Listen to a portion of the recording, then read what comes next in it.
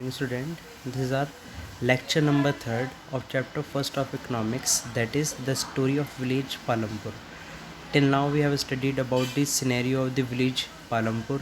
Then we have studied about the factor of production, that is land, labor and physical capital.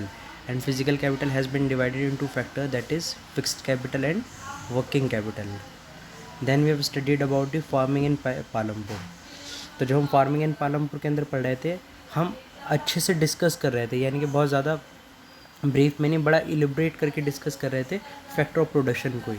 तो पहला factor of production क्या है? Land, जिसे हमने अपने प्रीवियस लेक्चर के अंदर बहुत अच्छे से स्टडी किया था, ठीक है ना। लैंड इज फिक्स, इसके अंदर एक हेडिंग पढ़ी थी हमने, is there a way one can grow more from the same land. Then we have studied the third sub heading, that is, will the land sustain? Now we are going to start our chapter from the fourth heading, that is, how is land distributed between the farmers of Palampur, कि किस तरह land distribute किया गया है farmers के बीच में village Palampur के अंदर।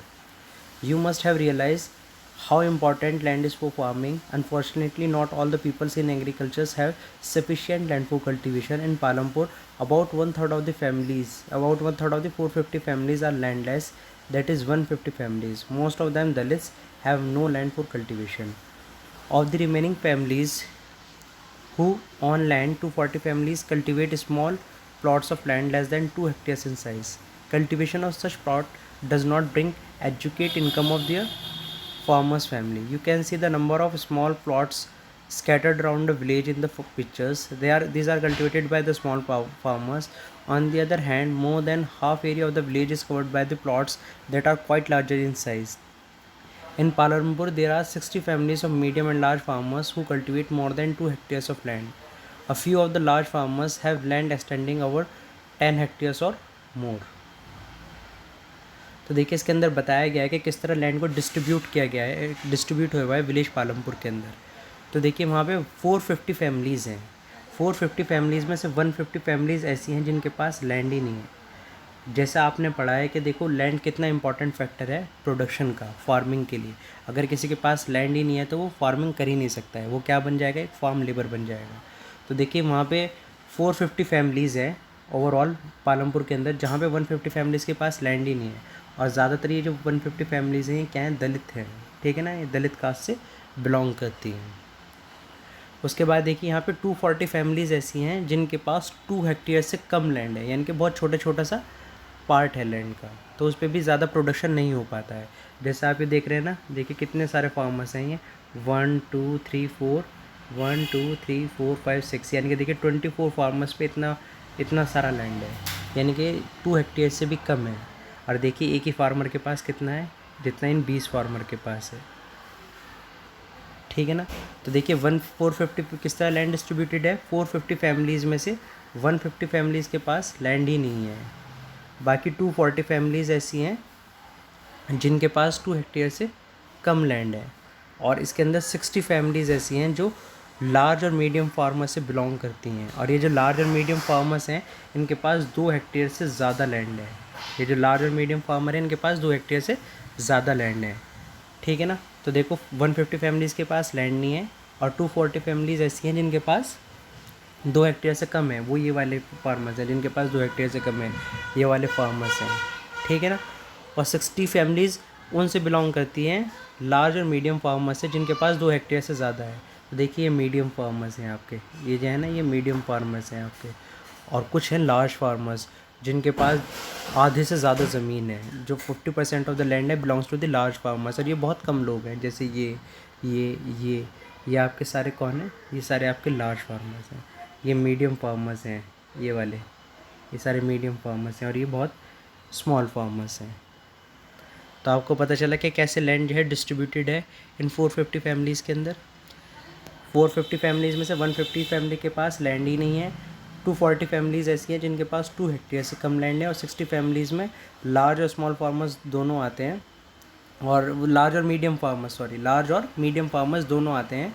और जो कुछ लार्ज फार्मर्स हैं जिनके पास 50% से भी ज़्यादा लैंड को वो ऑन करते हैं। तो देखिए हमने लैंड के बारे में पढ़ लिया जो कि फर्स्ट फैक्टर ऑफ प्रोडक्शन था।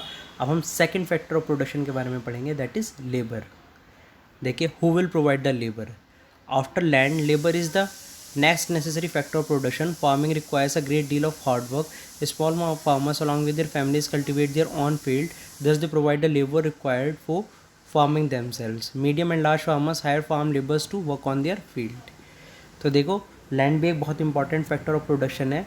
जैसे लैंड था वैसे ही लेबर भी क्या है, एक बहुत इंपॉर्टेंट फैक्टर ऑफ प्रोडक्शन है। तो स्मॉल फार्मर्स कहाँ से लेबर लेके आते हैं? स्मॉल फार्मर्स के पास जो लेबर होती है वो उनकी फैमिली मेम्बर्स ही होते हैं, उन्हीं से वो काम चलाते हैं। जबकि जो मीडियम और लार्ज फार्मर्स हैं वो हायर करते हैं लेबर्स को। हायर किन्हें करते हैं? जिनके पास लैंड ही नहीं है। जैसे दलित थे ना 150 फैमिली जिनके पास लैंड नहीं है, वो दलित जो है ना इनके मीडियम और लार्ज फार्मर्स के फार्मिंग लैंड पे जाके वर्क करते हैं। या फिर कुछ स्मॉल फार्मर्स भी जिनकी इनकम बहुत कम होती है, जिनका प्रोडक्शन बहुत कम होता है, वो भी क्या करते हैं, हार्वेस्टिंग और सोइंग सीजन में जाके इनके यहाँ मीडियम और लार्ज फार्मर्स के यहाँ जाके वर्क करते हैं। तो पता चला लेबर कहाँ से आती है? स्मॉल फार्मर्स की तो अपनी फैमिली की लेबर्स होती है, और मीडियम और लार्ज फार्मर्स क्या करते हैं, फार्म लेबर्स को हायर करते हैं। और कौन से फार्म लेबर्स वर्क करते हैं? जिनके पास या तो लैंड ना हो या बहुत छोटा सा प्लॉट ऑफ लैंड हो। ये देखिए सारी स्टोरीज़ जितनी भी गिवन है ना, इसके अंदर आपको सारी की सारी पढ़नी है इसके बीच में। जैसे ये स्टोरी गिवन है, ये भी आपको रीड करनी है। जितनी भी स्टोरीज़ के अंदर थी वो सब आपको रीड करनी है। इसके बाद देखिए फार्म लेबर्स, यहाँ से farm laborers come either from landless families or families cultivating small plots of land. Unlike farmers, farm laborers do not have a right over the crops grown on the land. Instead, they are paid wages by the farmers for whom they work. Wages can be in cash or in kind. Example, crop. Sometimes laborers get meals also. Wages vary widely from region to region, from crop to crop, from one farm activity to another. Like sowing and harvesting, there is also wide variation in the duration of employment. A farm labor might be employed on a daily basis or one particular farm activity like harvesting or for the whole year. Dala is a landless farm laborers who work on daily wages in Palampur. This means he must regularly look for work. The minimum wages for a farm labor set by the government is rupees 300 per day by March 2017, but Dala gets only rupees 160. There is a heavy competition for work among the farm laborers in Palampur, so people agree to work for lower wages. Dala complains about his situation to Ramkali, who is another farm laborer. Both Dala and Ramkali among the poorest people in the village. तो देखिए इसके अंदर बताया गया है कि जो ये फार्म लेबर्स हैं ये कहाँ से आते हैं, या तो लैंडलेस फैमिली से आती है। लैंडलेस फैमिली जिनके पास कोई लैंड ही नहीं है, या फिर उन फैमिलीज से जिनके पास स्मॉल प्लॉट ऑफ लैंड है। अब देखिए जो फार्म लेबर्स होता है इनका कोई राइट नहीं होता है क्रॉप के ऊपर, सिर्फ इन्हें क्या मिलते हैं, वहाँ से वेजेस मिलती हैं, यानी कि तनख्वाह मिलती है जो इनके फार्म ऑनर होते हैं वो देते हैं इन्हें। अब वेजेस जो होती है यानी कि जो इनकी तनख्वाह होती है कभी तो इन्हें कैश में दे देते हैं। कुछ लोग तो जो कुछ फार्म लेबर्स होते हैं जो मीडियम फार्मर्स हैं, लार्जर फार्मर्स हैं, इन फार्म लेबर्स को कैश दे देते हैं, ठीक है ना। और कुछ ऐसे होते हैं क्रॉप दे देते हैं, यानी कि इन्हें जैसे वीट प्रोड्यूस करा उन्होंने अपने लैंड पे तो इन्हें कुछ क्विंटल वीट दे देंगे या कुछ क्विंटल राइस दे देंगे, ठीक है ना, कैश नहीं देंगे। कुछ फार्मर्स ऐसे होते हैं जिन्हें खाना भी दिया जाता है, दिन का वक्त मतलब दिन का खाना दे देते हैं, ठीक है ना, लंच करा देते हैं उन्हें। जो मीडियम और लार्ज फार्मर्स हैं वो लंच करा देते हैं फार्म लेबर्स को। अब देखिए जो इनकी वेजेस होती हैं वो डिपेंड करती हैं रीजन टू रीजन, यानी कि देखिए अगर झारखंड में कोई फार्म लेबर काम कर रहा है तो उसे बहुत कम पैसे मिलेंगे, लेकिन अगर वही जो है ना आपके क्या नाम है साउथ इंडिया में जाके काम करेगा तो उसे ज़्यादा पैसे मिलेंगे। और क्रॉप टू क्रॉप पे भी डिपेंड करते हैं। कुछ क्रॉप ऐसी होती हैं जिनमें ज़्यादा बेनिफिट होता है तो वहाँ फार्म लेबर्स की जो तनख्वाह होती है, वेजेस होती हैं, वो भी ज़्यादा होती हैं। फार्म एक्टिविटी पे भी डिपेंड करता है कि कौन सी फार्म एक्टिविटी कर रहे हैं। फार्म एक्टिविटी यानी कि सोइंग कर रहे हैं, हार्वेस्टिंग कर रहे हैं। सोइंग यानी कि किसी क्रॉप को उगाना, हार्वेस्ट करना यानी कि जो आपकी क्रॉप होती है वो बिल्कुल फिनिश हो जाती है उसे कट करना। हार्वेस्टिंग यानी कि उस क्रॉप को कट करना। सोइंग यानी कि वहाँ पे कोई मतलब सीड को लगाना। तो इन चीज़ों पे भी डिपेंड करता है। सोइंग की मतलब हो सकता है सोइंग के ज़्यादा पैसे हों और हार्वेस्टिंग के कम हो, या ऐसा हो सकता है कि हार्वेस्टिंग के ज़्यादा पैसे हों और सोइंग के कम हों। और इनकी जो एम्प्लॉयमेंट की ड्यूरेशन है उसमें भी बहुत ज़्यादा वेरिएशन है। बहुत सारे फार्मर्स ऐसे होते हैं जो डेली बेसिस पे होते हैं, यानी कि जिन्हें दिहाड़ी मजदूर कहते हैं, यानी कि जिन्हें रोज़ डेली पैसे मिलते हैं, वेजेस जो हैं उनकी डेली मिलती हैं। कुछ ऐसे होते हैं वर्कर्स जिन्हें एक सीज़न के लिए एम्प्लॉय किया जाता है, यानी कि हार्वेस्टिंग के टाइम पे, यानी कि जब फसल कटनी है तब उन्हें बुला लिया, या जब फसल को उगाना है तब उन्हें बुला लिया। और कुछ लेबर ऐसे होते हैं जो फार्म लेबर होते हैं जो पूरे साल के लिए होते हैं। इसके अंदर देखिए जो है ना, ये दाला और रामकली के बारे में बताया गया है जो स्टोरी है। तो ये दाला क्या है, एक लैंडलेस फार्मर है, ठीक है ना, लैंडलेस फार्म लेबर है, यानी कि इसके पास लैंड नहीं है, ये भी किसी के फार्म में जाके वर्क करता है और डेली वेजेस पे वर्क करता है।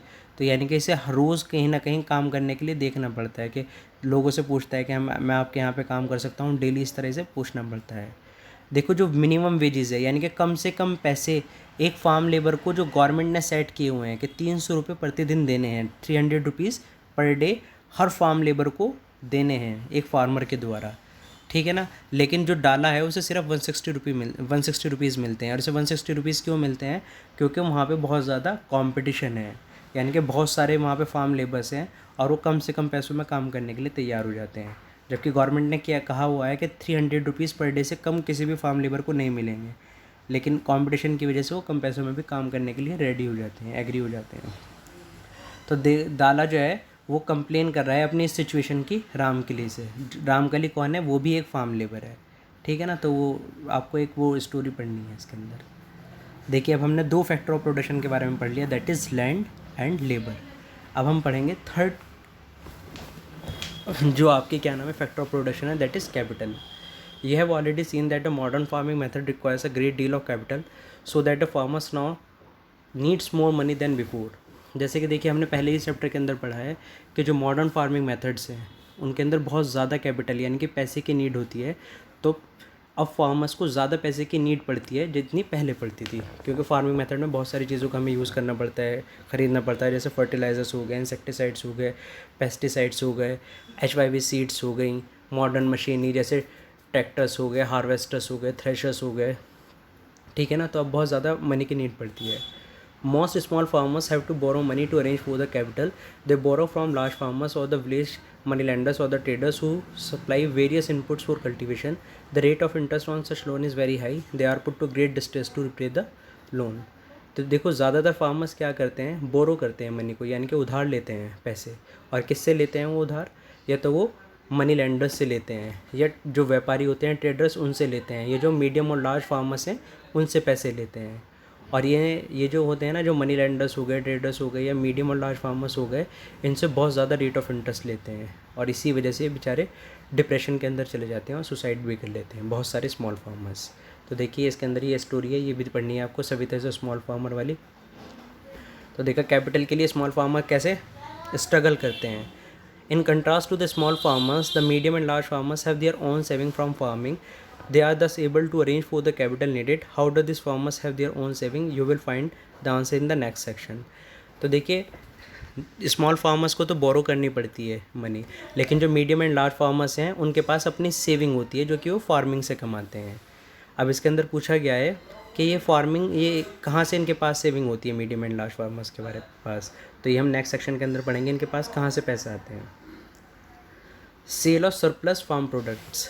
सरप्लस का मतलब होता है जो एक्सेस ऑफ प्रोडक्शन है, यानी कि जो हमारे पास जो है ना अपने कंज्यूम करने के बाद बच जाता है। जैसे अगर हमने अपने कोई प्लॉट ऑफ लैंड है उस पर फार्मिंग करी और उससे हमें 20 क्विंटल वीट मिला और 2 क्विंटल वीट हमने कंज्यूम कर लिया, यानी कि पहले हमने उसे खा लिया, ठीक है। अब 18 क्विंटल जो बचा हमारे पास, ये हमारे पास एक्सेस में है, यानी कि ये हमारे इतना हम नहीं खा सकते, तो हम उसे क्या करेंगे, मार्केट के अंदर सोल्ड आउट कर देंगे। इसे ही कहते हैं सरप्लस, जो हमारे प्रोडक्शन में ज़्यादा मतलब प्रोड्यूस होता है, हमारे कंजप्शन के बाद जो हमारे पास बच जाता है। Let us suppose that the farmers have produced wheat on their land using 3 factors of production. The wheat is harvested and the production is complete. What do the farmers do with the wheat? They retain a part of the wheat for the family consumption and sell the surplus wheat. Small farmers like Savita and Gobind Sons have little surplus wheat because their total production is small, and for this a substantial share is kept for their own family needs. So it is the medium and large farmers who supply wheat to the market. In the picture 1.1, you can see the bullock cart streaming into the market, each carrying loads of wheat. The traders at the market buying the wheat and sell it further to shopkeepers in the towns and cities. तो देखिए इन्होंने कहा है कि आपको ऐसा suppose करना है कि जो फार्मर्स हैं उन्होंने तीनों फैक्टर ऑफ प्रोडक्शन का यूज़ करके, तीनों फैक्टर ऑफ प्रोडक्शन यानी कि लैंड, लेबर एंड कैपिटल का यूज़ करके अपनी हार्वेस्टिंग कंप्लीट कर ली, यानी कि अपनी क्रॉप जो है वो अच्छे से ग्रो कर ली। उसके बाद वो क्या करेंगे, उसका कुछ पार्ट जो है अपने प्रोडक्शन का वो फैमिली कंजप्शन के लिए रखेंगे, यानी कि खुद कंज्यूम कर लेंगे। ठीक है ना, जैसे मैंने बताया 20 क्विंटल हुआ तो 2 क्विंटल वो खुद खा लेंगे, खुद कंज्यूम कर लेंगे। और जो सरप्लस वीट है, जो बाकी बचा हुआ वीट है, उसे मार्केट के अंदर सेल कर देंगे। देखिए स्मॉल फार्मर्स हैं, स्मॉल फार्मर्स के अंदर देखिए इसके अंदर एक और स्टोरी की हुई थी सविता एंड गोविंद की। वो क्या है, स्मॉल फार्मर्स हैं, सविता एंड गोविंद, उसका जो बच्चा है वो क्या है, स्मॉल फार्मर्स हैं। तो उनके पास जो सरप्लस होता है बहुत कम होता है, और वो इतना कम होता है कि बस वो अपना खाने के बाद जो उनके पास बचता है उससे वो अपना थोड़ा सा और सामान खरीद लेते हैं, फैमिली नीड्स को जो है वो कंप्लीट कर लेते हैं। उनके पास कोई सेविंग नहीं बचती है स्मॉल फार्मर्स के पास।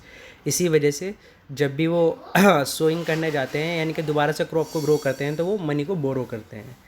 तो ये मीडियम और लार्ज फार्मर्स होते हैं जो मार्केट के अंदर अपने वीट को सप्लाई करते हैं।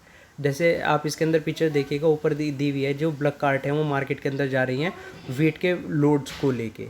ठीक है ना, तो जो सब लार्ज एंड मीडियम फार्मर्स हैं वो अपना जो सरप्लस वीट होता है वो ट्रेडर्स को बेच देते हैं, और फिर जो ट्रेडर्स होता है वो ट्रेडर्स जो है शॉपकीपर्स को जो है ना टाउन्स एंड सिटीज़ के अंदर डिस्ट्रीब्यूट कर देता है। ठीक है ना। Tejpal Singh, the large farmers, has a surplus of 3 quintals of wheat from all his land. He sells the surplus wheat at the Raiganj market and has good earnings. देखिए इसके अंदर एक तेजपाल सिंह की भी स्टोरी गिवन है। तेजपाल सिंह क्या है, एक बहुत बड़ा फार्मर है जिसके पास सरप्लस वीट कितना था, 350 क्विंटल्स, यानी कि 350 क्विंटल उसकी कंज्यूम होने के बाद उसके पास इतना सारा बच गया था। तो उसने क्या किया, सरप्लस वीट को रायगंज मार्केट के अंदर बेच दिया और उससे उसकी बहुत ज़्यादा अच्छी अर्निंग हुई। What does the Tejpal Singh do with his earning? Last year, Tejpal Singh had put most of the money in his bank account. Later, he used the saving for lending to the farmers like Savita, who were in need of a loan. He also used the saving to arrange for the working capital for farming in the next season. This year, Tejpal Singh plans to use his earnings to buy another tractor. Another tractor would increase his fix capital. तो देखिए पूछ रहा है कि तेजपाल सिंह के पास जो इतनी सारी अर्निंग आएगी 350 क्विंटल बेच के, इसका ये क्या करेंगे। तो देखिए लास्ट ईयर तेजपाल सिंह ने क्या किया था, अपनी सारी की सारी अर्निंग को बैंक अकाउंट के अंदर सेव कर दिया था, और फिर इसने कुछ अपनी सेविंग को क्या किया, लेटर इसने अपनी सेविंग निकाली बैंक से, और उसे जो फार्मर्स हैं, जो स्मॉल फार्मर्स हैं, जैसे सविता हो गई, इन्हें लोन दे देता है, जिससे उन्हें बहुत ज़्यादा हाई रेट ऑफ इंटरेस्ट लेता है उनसे। अपनी सेविंग का वो वर्किंग कैपिटल के अंदर भी इस्तेमाल करता है। वर्किंग कैपिटल जैसे मैंने बताया था जो टेम्प्रेरी यूज़ होती हैं, जैसे वो किस यहाँ पे फार्मिंग के अंदर वर्किंग कैपिटल क्या रहेंगी आपकी, जो आपके फर्टिलाइजर्स हैं, जो इंसेक्टिसाइड्स हैं और पेस्टिसाइड्स को खरीदने में पैसे यूज़ होते हैं। इस बार तेजपाल सिंह ने प्लान किया है कि वो ट्रैक्टर बाय करेगा एक, और ट्रैक्टर क्या है, एक फिक्स कैपिटल है, क्योंकि एक बार आ गया तो वो काफ़ी वक्त तक के चलता रहेगा। तो देखा हमने कैसे कि तेजपाल सिंह क्या था, एक लार्ज फार्मर्स था, उसने अपना सरप्लस प्रोडक्शन रायगंज मार्केट के अंदर बेचा, और उससे जो पैसा है उसने बैंक के अंदर सेव कर दिए। फिर उसने बैंक से पैसे निकाल के सविता को दिए, जिससे उसने हाई रेट ऑफ इंटरेस्ट लिया, और उसने वर्किंग कैपिटल के लिए भी पैसे बचा के रखे। और अब वो नेक्स्ट ईयर किसके लिए पैसे सेव कर रहा है, ट्रैक्टर खरीदने के लिए, जिससे उसकी फिक्स कैपिटल भी क्या हो जाए, इंप्रूव हो जाए। Like Tejpal Singh's other large farms and medium farmers sell the surplus farm product. A part of the earnings saved and kept for buying capital for the next season. Thus, they are able to arrange for the capital for farming from their own saving. Some farmers might also use the saving to buy cattle trucks or to set up shop. As we shall see, these constitute the capital for non-farm activities. देखिए तेजपाल सिंह की तरह और भी जो medium farmers हैं वो भी क्या करते हैं, अपनी अर्निंग को सेव करके रखते हैं, जिससे वो नेक्स्ट ईयर के या नेक्स्ट सीज़न के लिए में क्या कर सकें, कैपिटल बाय कर सकें, यानी कि फर्टिलाइजर्स, इंसेक्टिसाइड, पेस्टिसाइड्स और ये जितनी भी चीज़ें, मैन्योर वगैरह, इन सब चीज़ों को परचेज़ कर सकें। और कुछ फार्मर्स किस लिए भी सेव करके रखते हैं मनी, जिससे वो कैटल, ट्रक या ट्रैक्टर या शॉप वगैरह इन सब चीज़ों को क्या कर सकें, परचेज़ कर सकें। तो देखिए हमने पहले पढ़ा था scenario of village of Palampur, फिर 3 फैक्टर ऑफ प्रोडक्शन के बारे में पढ़ा था हमने, that is land, labour and capital. Capital 2 चीज़ों के अंदर डिवाइडेड है, that is physical capital and working capital. फिर देखिए इन फैक्टर ऑफ प्रोडक्शन को हमने एक एग्जाम्पल के थ्रू, यानी कि एग्जाम्पल इसके अंदर क्या था, फार्मिंग के थ्रू बहुत अच्छे से डिटेल के अंदर स्टडी किया। जैसे लैंड के बारे में हमने बड़ी डिटेल के अंदर पढ़ा, लेबर के बारे में बड़ी डिटेल से पढ़ा, फिर उसके बाद हमने कैपिटल के बारे में बड़ी डिटेल में पढ़ा, फिर हमने सरप्लस के बारे में पढ़ा कि सरप्लस क्या होता है। ठीक है ना। अब हम पढ़ेंगे नॉन फार्म एक्टिविटीज़ इन पालमपुर। देखिए जैसे इस चैप्टर के स्टार्टिंग में हमने पढ़ा था, पालमपुर के अंदर 75% लोग फार्मिंग के अंदर इंगेज हैं, और 25% लोग किसके अंदर इंगेज होंगे, नॉन फार्म एक्टिविटीज़, यानी कि जो फार्मिंग से अलग हैं। तब उनके बारे में हम पढ़ेंगे कौन कौन सी ऐसी एक्टिविटीज़ हैं जो फार्मिंग से अलग हैं। We have learnt about farming as the main production activity in Palampur. We shall now take a look at some of the non-farm production activities. Only 25% of the people working in Palampur are engaged in activities other than agriculture. तो देखिए, अब हमने पहले farm activity के बारे में पढ़ लिया, अब हम नॉन फार्म एक्टिविटी के बारे में पढ़ेंगे। और देखिए यहाँ पे कितने पालमपुर के अंदर कितने लोग नॉन फार्म एक्टिविटी के अंदर इंगेज हैं, ओनली 25%। तो फर्स्ट एक्टिविटी है dairy, the other common activity. Dairy is a common activity in many families of Palampur.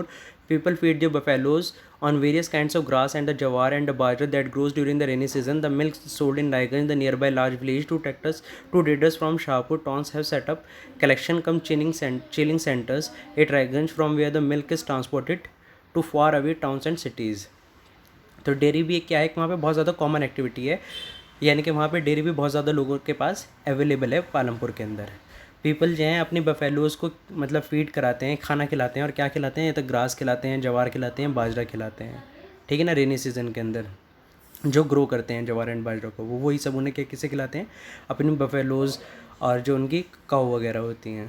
तो वो जो उनसे काऊ से बफेलो से जो मिल्क आता है वो रायगंज के अंदर सोल्ड आउट करते हैं। देखिए वहाँ पे 2 ट्रेडर्स हैं शाहपुर के अंदर, जिनके पास चिलिंग सेंटर्स हैं, यानी कि बड़े बड़े फ्रीजर्स हैं, जहाँ पे वो रायगंज के अंदर जहाँ से वो मिल्क को ट्रांसपोर्ट करते हैं, जो बहुत दूर दूर टाउन्स एंड सिटीज़ हैं। तो एक नॉन फार्म एक्टिविटी क्या आ गई आपकी, डेयरी, और दूसरी है an example of small scale manufacturing in Palampur. वहाँ पे देखिए स्मॉल स्केल पे मैन्युफैक्चरिंग भी होती है, कहाँ पे, पालमपुर के अंदर। 8% less than 50 peoples are engage in manufacturing in Palampur, unlike the manufacturing that take place in the big factories in the towns and cities. Manufacturing in Palampur involve very simple production method and are done on a small scale. They are carried out mostly at home or in the fields with the help of a family labor. Rarely are laborers hired. तो देखिए यहाँ पे जो production होता है, जो manufacturing होती है, वो बहुत ही कम लोग इसके अंदर इंगेज हैं। 50 लोग से भी कम इंगेज हैं पालमपुर के अंदर मैन्युफैक्चरिंग के अंदर। तो देखिए ऐसा नहीं कि यहाँ पे जैसे फैक्ट्रीज़ लगी रहती हैं बड़ी बड़ी सिटीज़ के अंदर, ऐसी मैन्युफैक्चरिंग नहीं होती यहाँ पे। जो यहाँ पे जो है ना, बहुत ही सिंपल प्रोडक्शन मेथड का यूज़ किया जाता है पालमपुर के अंदर मैन्युफैक्चरिंग के अंदर। बहुत ही स्मॉल स्केल पे प्रोडक्शन होता है यहाँ पे फैक्ट्री के बजाय लोग बाग अपने घरों के अंदर, या जो उनकी फील्ड हैं, छोटे छोटे से मैदान हैं, उनके अंदर अपनी फैमिली की हेल्प से क्या करते हैं, मैन्युफैक्चरिंग करते हैं। वो कभी भी, बहुत कम ऐसे केसेस हैं जहाँ पे लेबर को हायर करते हैं, वरना अपनी फैमिली मेम्बर्स की हेल्प से क्या कर लेते हैं, प्रोडक्शन कर लेते हैं। तो देखिए 2 नॉन फार्म एक्टिविटी के बारे में हमने अब तक पढ़ा, एक डेयरी और एक मैन्युफैक्चरिंग, जो कि स्मॉल स्केल पे मैन्युफैक्चरिंग हो रही है। अब देखिए हर टाउन सिटी के अंदर क्या होते हैं, शॉपकीपर्स। तो वहाँ के शॉपकीपर के बारे में पढ़ते हैं। The shopkeepers of Palampur, peoples involve in trade exchange of goods are not many in Palampur. The traders of Palampur are shopkeepers who buy various goods from wholesale market in the cities and sell them in the village. You will see small general stores in the village selling a wide range of items like rice, wheat, sugar, tea, etc. A few of the families whose houses are close to the bus stands have used a part of the space to open small shops. They sell eatables. तो देखिए वहाँ पे जो है ना exchange of goods भी होता है, ज़्यादा नहीं है वहाँ पे, बहुत कम लोग ऐसे हैं जो शॉपकीपिंग के अंदर इन्वॉल्व हैं पालमपुर के अंदर। जो ट्रेडर्स हैं पालम के अंदर वो जो है ना शॉपकीपर को क्या करते हैं, डिस्ट्रीब्यूट कर देते हैं गुड्स, ठीक है ना, या फिर होलसेल मार्केट वालों को। अब देखिए वहाँ पे जो है ना बहुत छोटे छोटे से जनरल स्टोर है, जहाँ पे आपको जनरल स्टोर पे जैसे जो चीज़ें अवेलेबल होती हैं वही मिलती हैं, जैसे राइस, व्हीट, शुगर, ये सब चीज़ें, ठीक है ना। और वहाँ पे कुछ फैमिलीज़ ऐसी हैं जिन्होंने बस स्टैंड के पास जो है ना अपनी शॉप खोली हुई है छोटी छोटी सी, जहाँ पे वो ईटेबल्स बेचते हैं, यानी कि खाने का सामान बेचते हैं। तो ये थी थर्ड आपकी नॉन फार्म एक्टिविटी। अब देखिए फोर्थ है transport of fast developing sector. There are a variety of vehicles on the road connecting Palampur to Raiganj, rickshaw wallahs, tonga wallahs, jeep, tractor, truck drivers and people driving the traditional block cart and bogie are people in different transport services. They ferry people and goods from one place to another and in intergate before it. The number of people involved in transport has grown over the last several years. वहाँ पे देखिए variety of vehicles मिलेंगे, यानी कि अलग अलग तरह के वहाँ पे आपको क्या मिलेंगे, व्हीकल्स मिलेंगे जो कि कनेक्ट कर रहे हैं पालमपुर को रायगंज से, जैसे रिक्शे वाले हो गए, टांगा वाले हो गए, ट्रैक्टर, ट्रक ड्राइवर्स, ये सब मिलेंगे। और वहाँ पे जो है ना बोट के थ्रू भी जो है ना गुड्स और पीपल को ट्रांसपोर्ट किया जाता है वन प्लेस से अनदर। फेरी का मतलब होता है transportation of something with the help of boat, ठीक है ना। अब जो नंबर ऑफ पीपल इन्वॉल्व हैं ट्रांसपोर्ट के अंदर, वो लास्ट सेवरल ईयर से बहुत तेज़ी के साथ इंक्रीज हो रहे हैं पालमपुर के अंदर। And now your chapter have been completed. Now today I will provide you the PDF of the question answers. You can write it down in your notebook. That's all for today. Thank you.